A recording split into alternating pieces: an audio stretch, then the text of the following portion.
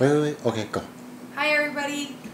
So we're gonna go ahead and start the kombucha. I know a lot of people have been waiting for it.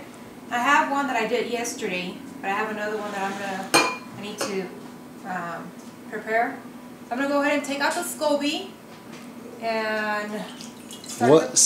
A lot of people are asking, what's a SCOBY? Let's show them a close-up of what a SCOBY is. This is a SCOBY. And a lot of people I've seen online ask, hey, hold it up so they could hold it up and model it. I was on a thread not too long ago. Turn it around. I was on a thread not too long ago and people were asking, what's a SCOBY? What's a SCOBY? And they were like, it's the cloudy stuff in kombucha. It's the bacteria, the yeast. And everybody was like, I know, I understand that, but what is it? It seemed nobody could answer the question what a SCOBY was. So I took the liberty of looking it up for you guys. And I'll read it for you. A SCOBY is an acronym for symbiotic culture of bacteria and yeast. Is a syntrophic mixed culture generally associated with kombucha production wherein anaerobic ethanol fermentation by yeast, anaerobic organic acid fermentation by bacteria, and aerobic ethanol oxidation to acetate by bacteria all take place concurrently along an oxygen gradient. A gelatinous cellulose-based biofilm called a pellicle forms at the air liquid interface and is also sometimes referred to as a SCOBY. Either samples of this pellicle or unpasteurized kombucha can be used similarly to mother of vinegar to begin fermentation in pasteurized sweet tea. Referring to the cultures as a colony is misleading because the term colony implies a group of genetically identical or nearly identical organisms living together. The species comprising the mixed cultures vary from preparation to preparation, but generally include Acetobacter, bacterial species, as well as various Saccharomyces and other yeast types. SCOBY cultures used in beverage production can produce a structure referred to as a mushroom. So they normally refer to this as a mushroom, but that can be misleading as well because mushrooms are often completely unrelated group of fungi. It often forms in vinegar in jars of pickled foods. So that's what a SCOBY is. SCOBY is basically bacteria and yeast. I also saw on Google that it said that you can refer to this as like a coral reef, whereas a bunch of organisms live together, like in the ocean. Nice. So, and this is just tea. This is regular old green tea or black tea. Sometimes you mix it together, you put sugar in it, and the SCOBY here eats it all up. Eats up all the sugar and ferments it and changes the tea and makes it like soda pop, fizzy. And what it has here is it has probiotics, healthy bacteria that's good for your digestive system. It's good for your intestinal tract.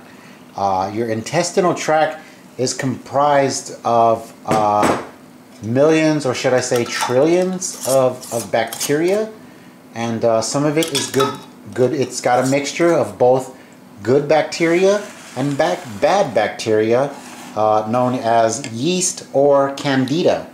Now everybody has candida, which is bad bacteria, yeast living in their gut, and if you have an overabundance of candida, bad bacteria or yeast, you will notice yourself gaining weight, you notice yourself feeling sick, and it is the cause of many sicknesses, including cancer.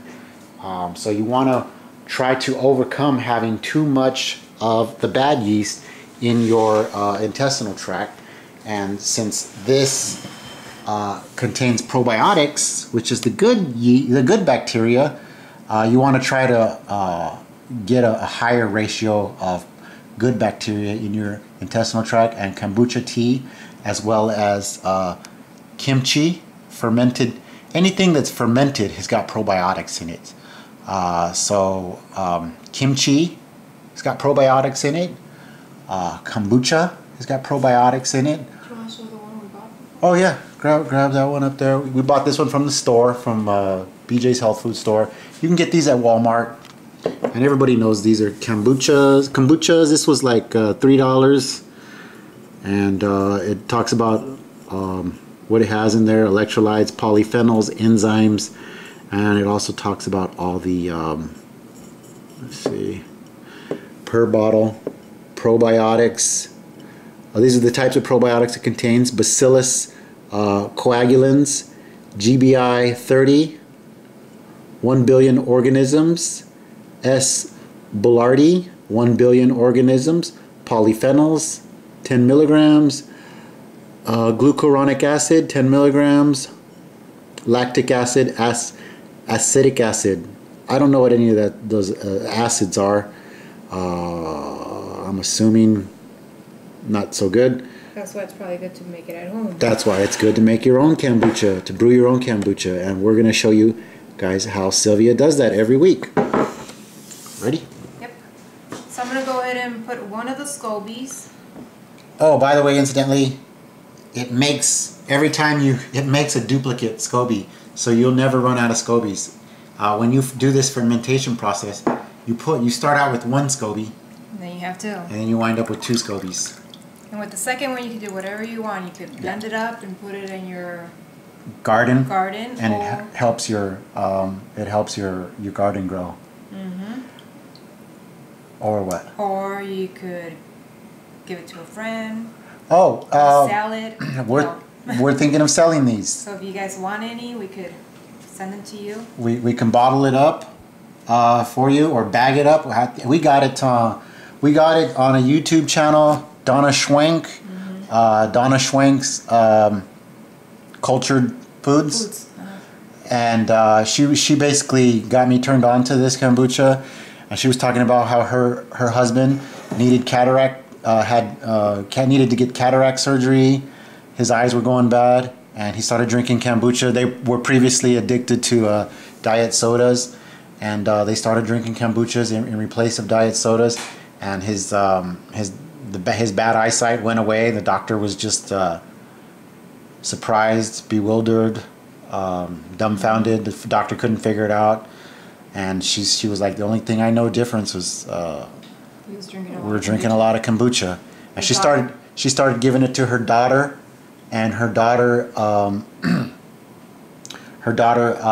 was suffering from IBS, irritable bowel syndrome. Mm-hmm. And she started giving this to her daughter, and her daughter's IBS went away.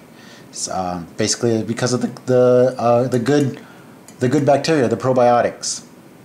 Now, we originally bought this bottle with her. Yeah, how much was it? Like $24? Like $25, I think. And then we saw this one, the pickle jars and for we're like $4 or $5. It's like it's the same size. And we started buying these and putting them in. That's the reason we have these pickle jars. Yeah. Just in case you're wondering.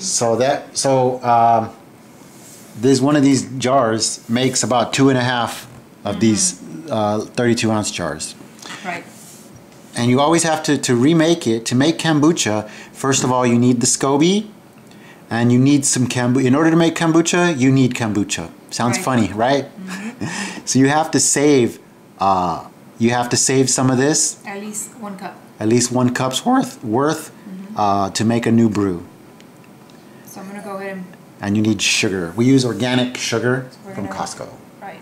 I'm gonna put the rest of this. And you're going to put that SCOBY in the garden?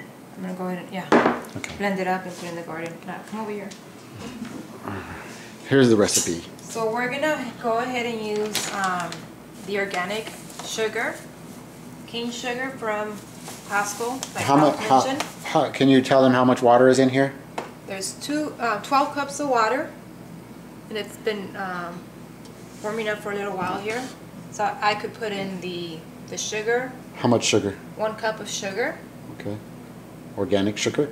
Donna Schwenk, from her video, she recommends organic sugar, coconut sugar, Or did she mention another one?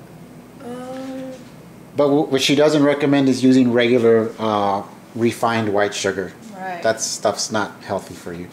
And she does recommend to use everything organic. Yeah. So we're going to use the organic sugar. And organic green tea. Organic green tea. Show me the box. Oops. Organic green tea. We also use the black Black tea. once in a while. And you can mix it up. Put 2 bags of green tea and 2 of black tea. Yeah. Today I have green tea, so I'm just going to use the 4 green tea. So we're going to make sure that the sugar dissolves and let it sit there for about 5 minutes. Then we have to make sure it cools down before we put it in the SCOBY. If you put it in hot, it'll kill the SCOBY. Yeah. You don't want to do that. Heat kills the bacteria from the SCOBY. So when you're shipping it, you kind of want to avoid shipping it on a hot day, or if you're you're expecting it coming in the mail, check your mail regularly, because you don't want it sitting in the mailbox on a hot day, killing the bacteria in the SCOBY. Right. Yeah. Now, one of the things Donna Schwenk mentioned on her videos was the sugar involved. A lot of people were concerned about adding a full cup of sugar to their tea. And she mentioned don't worry about the sugar, because the SCOBY eats it all up. It uses it to multiply the bacteria and the yeast, and that's why it creates another SCOBY. So it eats all the sugar up. So by the time you have the kombucha tea, it's not sweet at all. In fact, it's vinegary. You don't want it to be too vinegary, and you don't want it to be sweet at all. So it takes about a week to brew. It just depends on the temperature of the weather. In the wintertime, it was taking about 2 weeks. In the summertime, it should take maybe less than a week, huh? Yeah. And she does About also 7 days. She does also sell bottle warmers to keep it warm in the wintertime. Right. Alright, so I already... It seems like the sugar has dissolved. You want to come here, babe? So I'm going to go ahead and leave it there for a little while and then remove the tea bags. And I'll let it cool down. Okay? That's it. Okay. We'll be back.